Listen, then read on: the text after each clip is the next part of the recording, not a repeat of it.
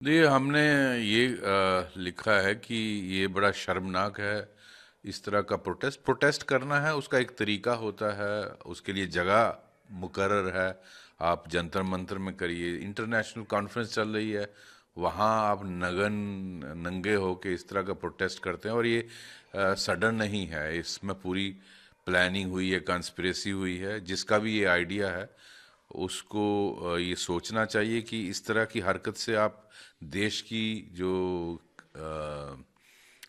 गरिमा है उसको नुकसान कर रहे हैं। वहाँ इंटरनेशनल कॉन्फ्रेंस चल रही है एआई की, और दुनिया भर से हेड्स ऑफ द कंट्री, दुनिया भर से सीईओज आए हुए हैं, और इंटरनेशनल मीडिया है। उनके सामने क्या इम्प्रेशन जाता है? तो मुझे लगता है उनके खिलाफ कार्रवाई के लिए हमने लिखा है, और उसको मैं समझता हूँ दिल्ली पुलिस परस्यू कर रही है कि ये किस किस का ये ब्रेन चाइल्ड था, किसने ये आइडिया दिया कि इस तरह का काम हरकत की जाए जिससे देश की बदनामी होती है। जी। सर, दूसरी तरफ आज दिल्ली पुलिस के जो इस पूरी कार्रवाई को देख रहे थे, उस दौरान उन्होंने कहा है कि इसके पीछे का जो मास्टरमाइंड है वो यूथ कांग्रेस के प्रेसिडेंट जो उदय भानु चिप हैं, अभी तक उन्हें जिम्मेदार ठहराया जा रहा है, और जिसमें उन्हें 4 दिन की रिमांड पर भी भेजा गया है। कैसे आप देखते हैं इस पूरी? ठीक है, वो इन्वेस्टिगेशन में आया आया है। नेचुरली उन्होंने देखा होगा तफ्तीश के दौरान कि ये किसके आदेश से हुआ है। तो यूथ का जो कांग्रेस के प्रेसिडेंट हैं, अगर वो इसके लिए जिम्मेदार हैं तो उनको कानूनी कार्रवाई को फेस करना पड़ेगा। और जो रिमांड का पीरियड भी मिला है कोर्ट से, उसमें पूछताछ पूरी कंप्लीट होनी चाहिए, और फिर केस को अदालत में पेश करना चाहिए। सर, आपको लगता है कि भारत देश जिस तरह से उन्नति और प्रगति की ओर बढ़ रहा है, और एआई समिट भारत देश में हो रहा था, विदेश से कई ऐसे सीईओज जो है वो यहाँ पहुंचे थे, आपको लगता है कि कहीं ना कहीं कांग्रेस ने इस तरह से देश की छवि को धूमिल करा और एक अंतर्राष्ट्रीय मंच पर भारत देश को बदनाम करने की साजिश की? बिल्कुल, इसीलिए हमने लिखा, सब ने, सभी बुद्धिजीवियों ने, कि इस तरह की हरकत देश को बदनामी करता है। आप इससे क्या अचीव करना चाहते हैं? आप इस तरह की नगन डांस करना, एक क्या इम्प्रेशन इंटरनेशनल मीडिया जहां आया हुआ है, सीईओ सारे आए हुए दुनिया भर से, और हेड्स ऑफ द स्टेट्स आए हुए हैं, और कंट्री का एक इमेज पूरी दुनिया में जाता है। तो आप देखो, इस तरह की ओछी हरकतों से आपको सत्ता नहीं मिलेगी। आप देश के लिए काम करिए, देश के लोगों के लिए काम करिए, आपको सत्ता ऑटोमेटिकली लोग देंगे। लेकिन आप इस तरह की होशी हरकतें करेंगे जिससे देश की बदनामी होती है, तो उससे आपको सत्ता नहीं, इतनी डेस्परेशन की ज़रूरत नहीं है। जी। लेकिन जब आज सुबह उनकी उदय भानु जी की जो माता हैं, उनसे जब बात हो रही थी, तो उन्होंने ये भी चीज़ कहा कि ये देश में कोई गलत नहीं है, प्रोटेस्ट करना यूथ का एक राइट है, और मुझे नहीं लगता कि मेरे बेटे ने कुछ गलत किया है। प्रोटेस्ट का राइट डेमोक्रेसी में बिल्कुल है, लेकिन उसका एक तरीका होता है। दुनिया भर में जहाँ प्रोटेस्ट होती है उसका एक जगह फिक्स होती है, वहाँ आप करिए ना। जंतर मंतर में दुनिया भर के प्रोटेस्ट होते हैं, आप भी करिए। लेकिन एक वेन्यू पे जाके इस तरह की हरकत करना, उससे देश के इमेज को ठेस लगती है। ये मुझे लगता है सभी सीनियर लीडर्स को, और खासकर राहुल गांधी जी को इसका एहसास होना चाहिए।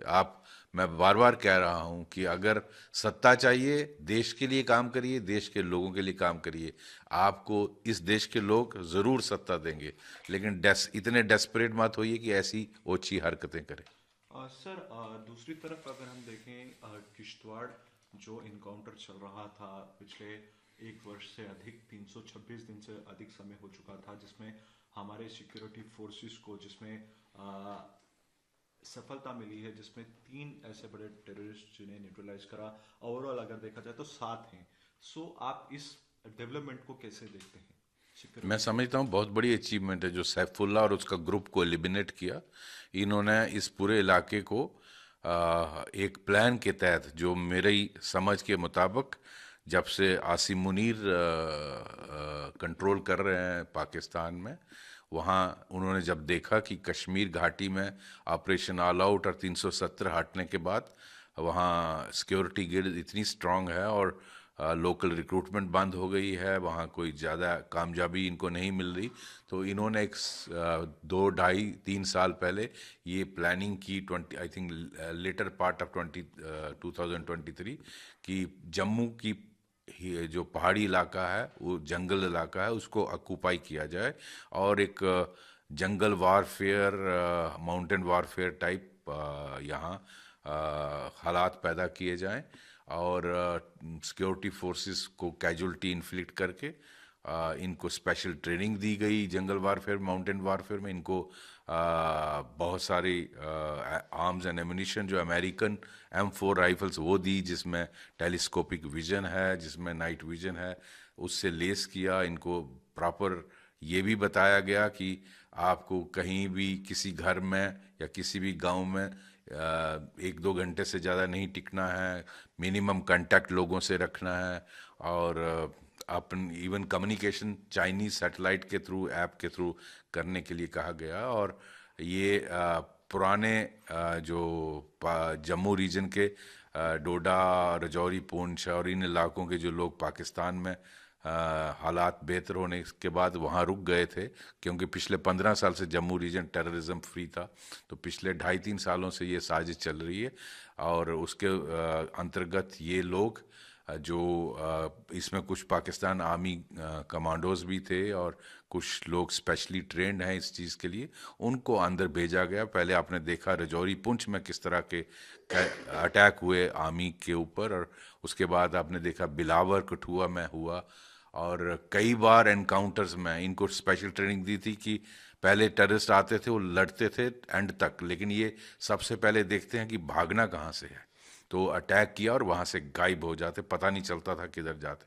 और कई बार एनकाउंटर्स में, जैसे आपने सुना प्रेस कॉन्फ्रेंस में GOC और IG जम्मू की, कि ये कितनी बार कांटेक्ट हुआ, आई थिंक 17 टाइम्स या कितने बार उन्होंने बोला। और लेकिन ये सक्सेसफुल पिछले 1-1.5 महीने से ये कामयाबी मिल रही है। एक कमांडर मारा गया बिलावर में, 2 टेररिस्ट जैश के मारे गए उधमपुर के डुडू बसंतगढ़ में, और अब ये 3 इंक्लूडिंग इनका कमांडर सैफुल्ला, जो पूरे इस एरिया को कंट्रोल करता था। और उसकी निगाहें थी कि रिक्रूटमेंट यहाँ की जाए, पुराने कॉन्टेक्ट्स को रिवाइव किया जाए, जिसमें वो कामयाब नहीं हुआ। और इसको मार गिराना एक बहुत बड़ा झटका है